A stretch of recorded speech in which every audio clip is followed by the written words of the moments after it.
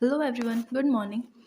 हम प्राइवेटाइजेशन देखने वाले हैं आज। प्राइवेटाइजेशन का हम कौन सा पार्ट देखने वाले हैं, मतलब कि हम प्राइवेटाइजेशन कैसे आया, उसकी ज़रूरत क्यों थी, प्राइवेटाइजेशन लाने की ज़रूरत क्या थी, फिर क्या चल क्या रहा था, कब आया, कब।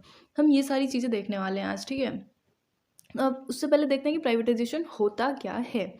जो गवर्नमेंट होती है अपने एसेट्स को, अपनी जो भी उनके एसेट्स हैं या फिर मान लो कंपनीज़ हैं, वो प्राइवेट एंटिटी को सेल करती है।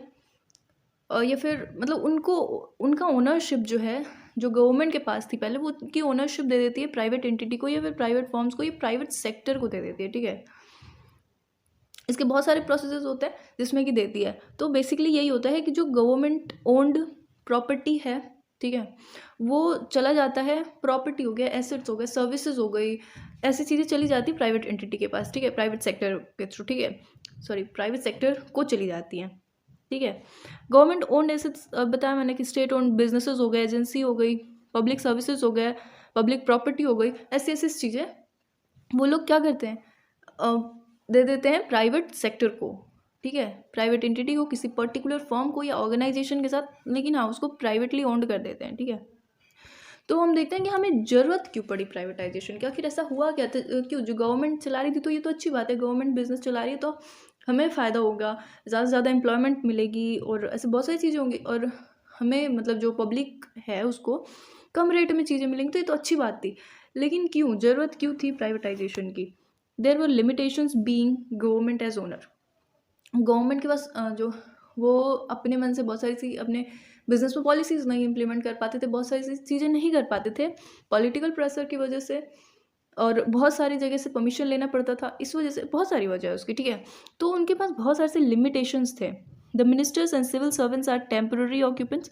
एक तो बात ये थी कि जो सिविल सर्वेंट्स होते हैं, पूरा देख लो एक बार, ministry and civil servants are temporary occupants of the owners chair because of frequent change in the portfolios.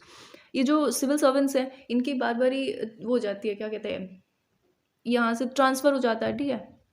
तो मान लो अभी किसी एक स्टेट में, मतलब किसी डिस्ट्रिक्ट में कोई बिजनेस है चल रहा है, तो उसको ओन किसने करा है, एक सिविल सर्वेंट ने, ठीक है, लेकिन अब उसका ट्रांसफ़र हो गया तो अब दूसरा यहाँ सिविल सर्वेंट आ जाएगा। और मिनिस्टर्स का भी ऐसा ही होता है, अभी कोई है और थोड़े टाइम में कोई कोई आ जाएगा, मैक्सिमम 5 साल 6 साल, इसके बाद कोई नया आ जाएगा, ठीक है। तो एक इंसान अगर रहता है, एक कोई ओन करके रखा है और लॉन्ग टर्म चल रहा है, तो ये ज़्यादा बेटर होता है। बार बार चेंज होने की वजह से चीज़ें उतनी बेटर नहीं हो पाती हैं, एफिशिएंसी थोड़ी कम हो जाती है उसकी, ठीक है।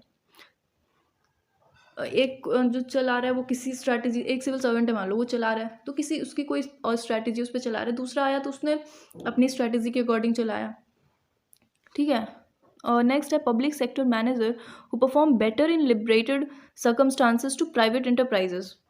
जो मैनेजर्स होते हैं प्राइवेटली ओन्ड है, मतलब जो प्राइवेट मैनेजर्स हैं वो लिबरेट तरीके से, मतलब उनके पास आज़ादी हो तो ज़्यादा अच्छे से चीज़ों को कर सकते हैं, मैनेजिंग का काम, ठीक है। कितने लेबर्स रखने हैं, कितने हटाने, कितने को एम्प्लॉय करना है, ये सारे मतलब मैनेजर्स का जो वर्क है उनको लिबरेट छोड़ दिया जाए, मतलब आज़ाद छोड़ दिया जाए, तो वो ज़्यादा अच्छे से काम कर पाते हैं। उनके ऊपर ज़्यादा बर्डन डाल दिया जाए या फिर बार बार ही बोला जाए ये करो ऐसे करो, तो उसमें वो सही से अपनी पूरी एफिशिएंसी नहीं निकाल पाते, ठीक है। और गवर्नमेंट ओन्ड है तो उसमें कभी कोई पॉलिटिकल प्रेशर है तो कभी कुछ ऐसी चीज़ें चलती रहती है, तो लिबरेट नहीं रहते हैं, ठीक है। India needs privatization to improve efficiency and to liquidate recurring liabilities for the government. Efficiency increase करनी थी, ऐसे एफिशिएंसी सब डिक्रीज़ होते जा रही थी कंपनीज़ की, गवर्नमेंट ओन्ड जो कंपनीज है, इसकी वजह से इकोनॉमी भी डाउन हो सकती है, ठीक है। तो एफिशिएंसी को इम्प्रूव करना था और लाइबिलिटीज़ को लिक्विडेट करना था, ठीक है, for government. PSUs in India have no autonomy. उनके पास कोई ऑटोनॉमी नहीं थी कि हाँ मैंने ओन करा है इस चीज़ को तो सिर्फ मेरी ही यहाँ चलेगी, नहीं। कभी कभी बारी कोई पॉलिटिकल लीडर आया, कहा कि नहीं यहाँ पे इस तरीके से काम को करो, ठीक है, तो पूरी ऑटोनॉमी नहीं रह पाती थी। Ownership should not matter to performance that it does in India is a reflection on the poor understanding of business by bureaucracy. और जो ब्यूरोक्रेसी है वो ब्यूरोक्रेट्स वाले काम करेंगे तो ज़्यादा सही से कर पाएंगे, ठीक है। बिजनेस एक अलग चीज़ होती है और ब्यूरोक्रेसी एक अलग सी चीज़ होती है। तो ब्यूरोक्रेट्स जो होते हैं बिजनेस को इतने सही से नहीं चला पाते हैं। हम हो सकता है कि कोई कोई ब्यूरोक्रेट्स है जो कि बहुत अच्छी है उनकी नॉलेज बिजनेस में, लेकिन सारी की नहीं हो सकती है, ठीक है। उनकी अकाउंटेबिलिटी भी उतनी सही नहीं होती, क्योंकि उन्होंने सब्जेक्ट्स भी अलग अलग पढ़े होते हैं। अकाउंटेबिलिटी वाले उतने सब्जेक्ट्स उन्होंने नहीं पढ़े होते हैं, तो बहुत सारी प्रॉब्लम्स आ सकती हैं अगर ब्यूरोक्रेट्स चला रहे हैं बिजनेस को तो। ठीक है, और ये कंपनीज़ कोई छोटी मोटी तो होती नहीं है, बहुत बड़ी बड़ी कंपनीज़ होती है। कौन सी पॉलिसी लेके आनी है, कैसे मार्केटिंग स्ट्रैटेजी होनी चाहिए, कैसे लोगों को कितना क्या पहुंचाना है, तो प्रॉफिटेबिलिटी क्या हो रही है, एफिशिएंसी क्या है, मैनेजेबिलिटी क्या है, सब कुछ देखना होता है। तो एक ब्यूरोक्रेट अपने एरिया का काम कर सकता है, बिजनेस एक अलग एरिया है। ठीक है, नेक्स्ट, ये प्राइवेटाइजेशन स्टार्ट कब हुआ था? हमने तो देख लिया कि प्राइवेटाइजेशन की ज़रूरत क्यों पड़ी, क्योंकि बहुत सारी सी वजह थी। स्टार्टिंग में तो ये था कि चलो गवर्नमेंट अपने एफिशिएंसी के हिसाब से काम करे, लेकिन बाद में आते आते 1945 में तो सब कुछ थोड़ा ठीक ठीक सा था, 45 कह रहे 50 के टाइम पे। लेकिन फिर बाद में ऐसे उनके ऊपर प्रेशर्स आने लग गए, वो लिबरेट नहीं रह पाते थे। ठीक है, एफिशिएंसी बिल्कुल डिक्रीज होते जाती थी, प्रॉफिटेबिलिटी उतनी नहीं आ पाती थी। अब कोई लिबरेट होकर के काम नहीं कर रहा तो उसके पास प्रॉफिटेबिलिटी कहाँ से आएगी इतनी? ठीक है, तो एफिशिएंसी कमी थी, उनके पास ऑटोनॉमी नहीं थी, ऐसी बहुत सारी चीज़ें थी। ठीक है, जिसकी वजह से एफिशिएंसी नहीं बढ़ पा रही थी और प्रॉफिटेबिलिटी उतनी नहीं आ पा रही थी। जीडीपी को इतना अच्छा नहीं, जीडीपी अच्छी नहीं बढ़ नहीं रही थी। ठीक है, तो प्राइवेटाइजेशन को लेके आएगा और ये भी नारे लगाए गए या फिर कोट किया गया कि गवर्नमेंट का बिजनेस जो है वो बिजनेस करना नहीं है, गवर्नमेंट का काम जो है वो बिजनेस करना नहीं है।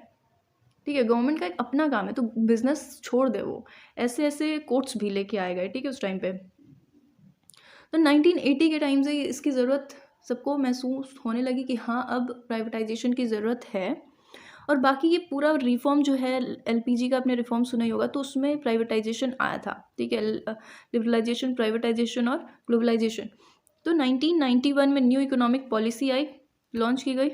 हमारे उस टाइम पे फाइनेंस मिनिस्टर कौन थे? डॉक्टर मनमोहन सिंह थे। उनके लीडरशिप किसकी थी? पीवी नरसिम्हा राव जी की। ये प्राइम मिनिस्टर थे उस टाइम पे। तो उस टाइम पे इकोनॉमिक पॉलिसी लेके आया गया।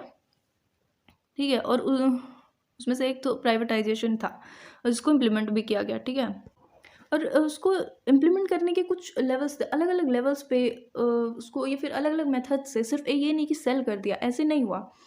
कुछ देखो, डेलीगेशन के मेथड से, कि सिर्फ तुम्हें कॉन्ट्रैक्ट दिया गया है, ओन अभी भी गवर्नमेंट ही कर रही है उस कंपनी को, लेकिन तुम्हें कॉन्ट्रैक्ट दिया गया है, उसकी फ्रेंचाइज दी गई है या फिर लीज पे दिया गया है, मतलब कि रेंट पे तुम्हें वो चीज़ दी गई है, या फिर ग्रांट दिया गया है उसका। ठीक है, पूरा टोटली ओन नहीं किया है अभी प्राइवेट सेक्टर ने, सिर्फ उनको एक कॉन्ट्रैक्ट दिया गया है कि इतना काम करो, और फिर बस ओन अभी भी इसमें गवर्नमेंट ही कर रही है। ठीक है, गवर्नमेंट की ओनरशिप ही है अभी यहाँ पे। Divestment, government will sell a majority stake to the enterprises. अब उसका जो स्टेक है वो मेजॉरिटी ऑफ स्टेक जो है वो प्राइवेट एंटिटी को सेल कर रही है। ठीक है, इंटरप्राइजेस को सेल कर रही है, वन और मोर प्राइवेट कंपनीज को सेल कर रही है।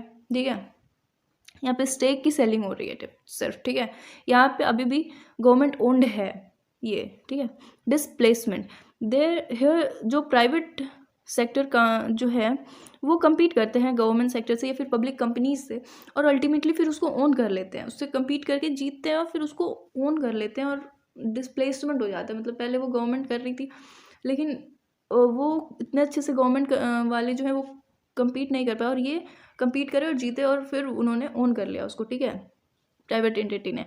और disinvestment, directly selling a portion or whole of a public enterprise to private owner, private owner को पूरा सेल कर देना होता है। ठीक है, इसमें।